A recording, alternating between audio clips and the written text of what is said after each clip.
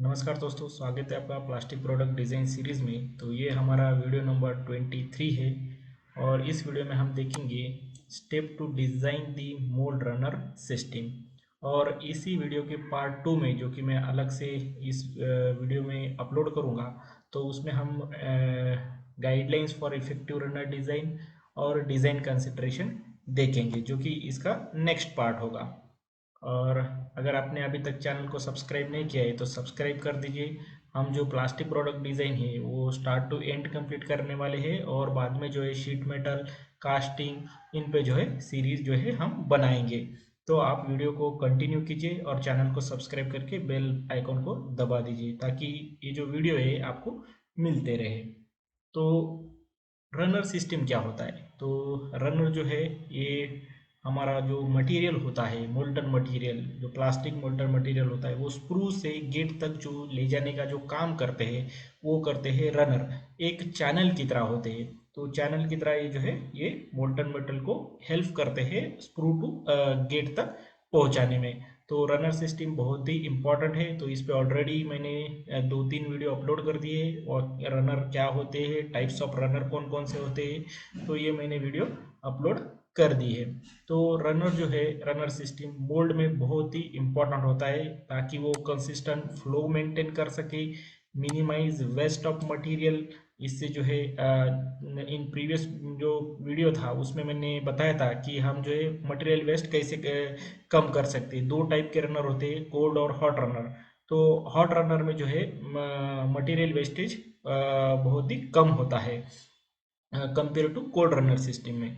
तो cycle time कम करता है रनर सिस्टम ताकि हमारा प्रोडक्शन फास्ट हो और पार्ट की जो क्वालिटी है वो भी मेंटेन रखता है।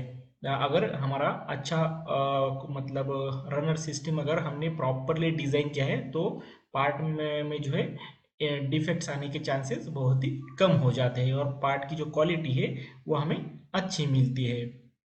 तो अब देखते हैं कि step to design the mould runner system. तो इसमें पहला बहुत ही इम्पोर्टेंट फैक्टर है नंबर ऑफ कैविटी को देखना कि उस मोल्ड में जो हम मोल्ड बना रहे हैं तो उस मोल्ड में कितनी कैविटी है। वो सिंगल कैविटी हो सकता है, मल्टी कैविटी हो सकता है, फैमिली टाइप मोल्ड भी होते हैं जिसमें कि अलग अलग कंपोनेंट्स होते हैं। तो उस तरह से भी मोल्ड होते हैं। तो हमें पहले अंडरस्टैंड करना है कि कितनी कैविटी है उस मोल्ड में, यानी कि हम कितने प्रोडक्ट एक ही साइकिल में बना रहे हैं। तो उस बेसिस पे जो है हम पूरा रनर का लेआउट बनाएंगे। ओके, अलग अलग तरह के लेआउट होते हैं, सर्कुलर में होते हैं, एच सेक्शन में होते हैं। तो आप यहाँ पे देख सकते हो ये क्रॉस में है, तो इसमें आप जो है इस तरह से रनर बनाया है। तो नंबर ऑफ कैविटी को पहले हम देखेंगे और उस बेसिस पे जो है वो रनर का जो है वो पैटर्न जो है वो हम बनाएंगे। तो अगर हमने नंबर ऑफ कैविटी देख ली तो उससे क्या होगा कि हम प्रॉपरली जो रनर लेआउट है वो बना पाएंगे और फ्लो बैलेंसिंग जो है वो प्रॉपरली कर पाएंगे। ताकि हमारा अल्टीमेट एम है कि रनर ऐसा हो ताकि सभी जो कैविटी है सभी जो कैविटी है वो सेम टाइम पे फिल हो और जो मटेरियल फ्लो हो रहा है वो प्रॉपरली बैलेंस फ्लो हो हमारा, ताकि सभी जो कैविटी है सेम टाइम पे फिल हो या साइमल्टेनियसली फिल हो जाए। कौन सी भी कैविटी में ऐसा नहीं होना चाहिए कि बहुत ही मटेरियल कम आ रहा है और दूसरी कैविटी जो है वो फिल हो जा रही है। तो उसमें क्या होगा, एक कैविटी में जो है डिफेक्ट्स आएगी, उसमें शॉर्ट शॉर्ट जो होते हैं तो उसमें वो डिफेक्ट्स आते हैं जिसमें कि मटेरियल कम आ जाता है, तो उससे प्रॉपरली वो प्रोडक्ट बन नहीं पाता। तो ये बहुत ही इंपॉर्टेंट पॉइंट है कि नंबर ऑफ कैविटी को पहले देखना कि कितना है। मल्टी कैविटी मोल्ड है या सिंगल कैविटी मोल्ड है। सिंगल कैविटी है तो ज़्यादा दिक्कत नहीं आता है, सिंपल रनर टाइप होते हैं। मल्टी कैविटी में थोड़ा जो है हमें कॉम्प्लेक्स लेआउट पे काम करना होता है अगर बहुत ही ज़्यादा होता है तो प्रॉपरली बैलेंस जो है फ्लो का रखने जैसे रखते हैं हम वैसे वो अंडरस्टैंड करना पड़ता है कैसे हम जो है बैलेंस फ्लो रख सकते हैं।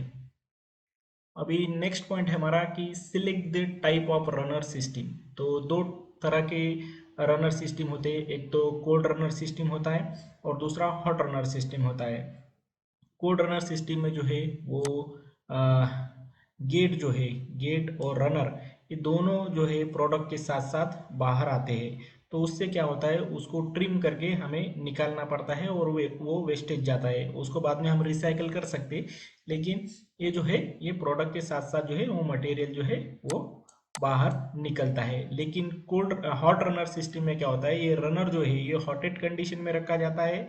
इससे क्या होता है कि कंटिन्यूस जो मोल्टन प्लास्टिक मोल्टन मेटल है, तो वो कंटिन्यूसली हम जो है उस कैविटी में फिल कर सकते। और इससे क्या होगा कि प्रोडक्शन जो होता है वो फास्ट होता है और यहाँ पे वेस्टेज भी नहीं होता।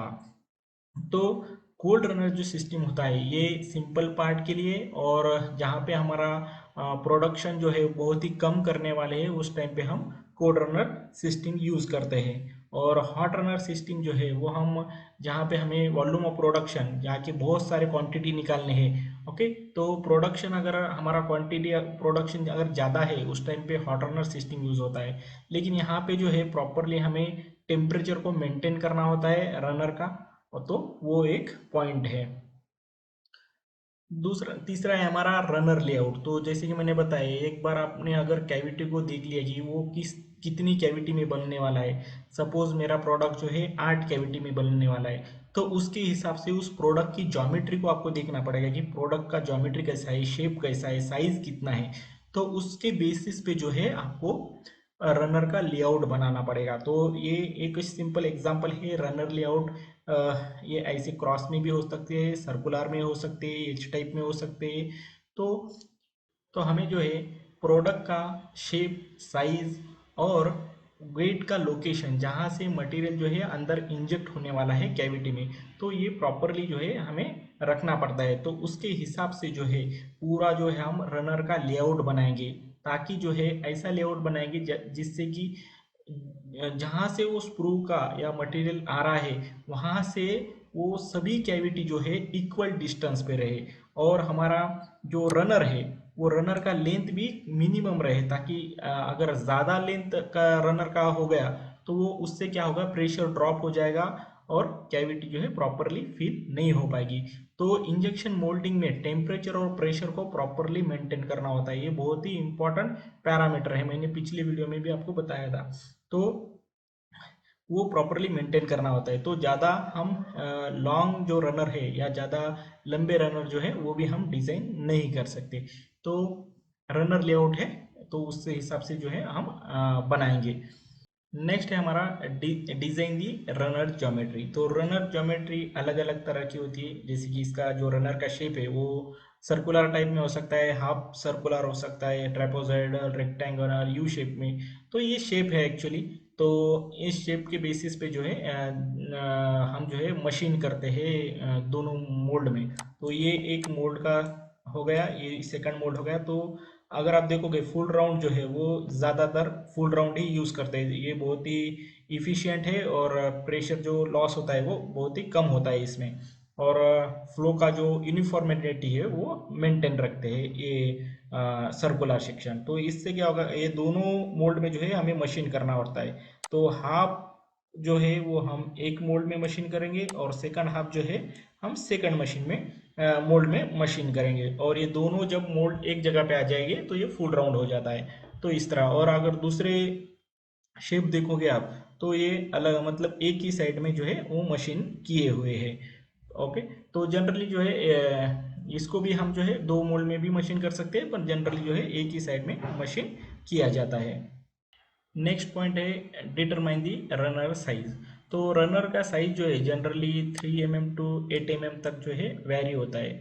ओके, लेकिन ये डिपेंड करता है कि आप मटेरियल कौन सा यूज़ कर रहे हो। अगर हाई विस्कोसिटी मटेरियल है तो उस टाइम पे क्या होगा कि रनर का जो साइज़ है वो आपको ज़्यादा रखना पड़ेगा।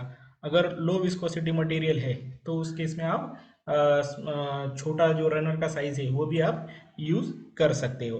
तो जो साइज होता है वो एक्चुअली डिपेंड होता है कि मटेरियल की विस्कोसिटी क्या है, पार्ट का साइज कितना है, और इंजेक्शन प्रेशर कितना हमें चाहिए। तो उस पे डिपेंड होता है रनर का साइज।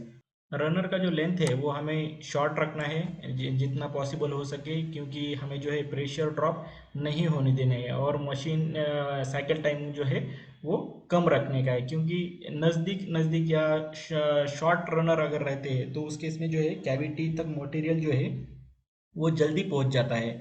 और तो उससे क्या होगा, हमारा साइकिल टाइम बढ़ता है। और यहाँ पे जो मटेरियल का यूजेस है वो भी हम मटेरियल भी सेव कर लेते हैं, क्योंकि ये पूरा जो है वो कोल्ड रनर सिस्टम अगर देखोगे तो पूरा रनर भरेगा, और उस केस में पूरा रनर जो है वो हम ट्रिम करना पड़ेगा उस केस में। ओके, और position the runner symmetrically around the cavity to ensure the balance filling. Okay, तो हमें जो है सिमेट्रिक रखना है दोनों तरफ, एक ही तरफ पूरा पैटर्न नहीं ले जाने का है। तो दोनों तरफ ऐसा मटेरियल डिस्ट्रीब्यूट होके, मतलब ऐसा रखना है रनर, ताकि सभी जो कैविटी है वो साइमल्टेनियसली फिल हो जाए, सेम टाइम पे फिल हो जाए, वैसा रनर का हमें जो है लेआउट बनाना है। उसके बाद में इम्पोर्टेंट पॉइंट, जैसे कि मैंने बताया, गेट का लोकेशन भी एक बहुत ही इम्पोर्टेंट पॉइंट है। जैसे कि रनर का जो लेआउट है या पैटर्न है, वो अगर डिसीजन लेना है तो किस बेसिस पे होगा, वो पार्ट की ज्योमेट्री को आपको प्रॉपरली अंडरस्टैंड करना है। उसके बाद में गेट का लोकेशन को अंडरस्टैंड करना है, पार्ट की साइज कितनी है वो अंडरस्टैंड करना है। तो गेट लोकेशन बहुत ही इम्पोर्टेंट है उस केस में। तो ensure the gate are placed in the right location on the part to prevent the defects like weld line, warping and voids। तो नेक्स्ट वीडियो में एक गेट का अगर पूरा चैप्टर कंप्लीट हो गया तो उसके बाद में जो है हम गेट्स को देखने वाले। तो अलग अलग टाइप के गेट्स होते हैं। ओके, तो उसमें जो है गेट का लोकेशन, जहाँ से मटेरियल कैविटी में जाता है, तो लोकेशन जो है वो बहुत ही इंपॉर्टेंट रोल प्ले करता है। अगर वो प्रॉपरली गेट का लोकेशन हमने नहीं चूज किया तो उस केस में weld line defects, warping defects, wide ऐसे डिफेक्ट जो है वो पार्ट्स में आते हैं। तो गेट का लोकेशन बहुत ही इंपॉर्टेंट है, ताकि हमारा फ्लो जो है वो इजी रहे कैविटी में। तो इजीली कैविटी जो है फिल हो जाती है, तो उस केस में गेट लोकेशन बहुत ही इंपॉर्टेंट है। And minimise the cosmetic impression. Okay, तो गेट का जो है अगर पार्ट पे देखोगे तो ऐसे इंप्रेशन आते हैं। तो प्रॉपरली अगर आपने गेट लोकेशन नहीं चूज़ किया तो एस्थेटिक सरफेस पे भी जो है ऐसे गेट के इंप्रेशन आ जाते हैं। तो कभी भी अगर हम गेट लोकेशन चूज़ कर देना तो वो साइड सरफेस बी पे चूज़ करना चाहिए हमें, ताकि सरफेस ए पे, तो सरफेस ए पे कभी आपको गेट लोकेशन नहीं लेना चाहिए अगर एस्थेटिक सरफेस है तो उस केस में जो है सरफेस बी पे हम गेट का लोकेशन लेते हैं। तो दोस्तों इस वीडियो में इतना ही। Step to design the mode runner system, तो इसमें हमने 6 पॉइंट्स देखे। तो वो पॉइंट्स बहुत ही इंपॉर्टेंट है।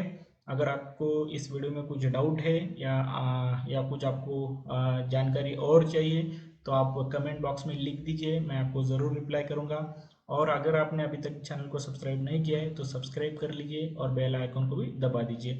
ऐसे बहुत सारी सीरीज जो है हम डिज़ाइन के रिलेटेड और मैकेनिकल इंजीनियरिंग के रिलेटेड जो है वो वीडियो अपलोड करते रहेंगे। तो मिलते हैं अगले वीडियो में। वीडियो देखने के लिए धन्यवाद।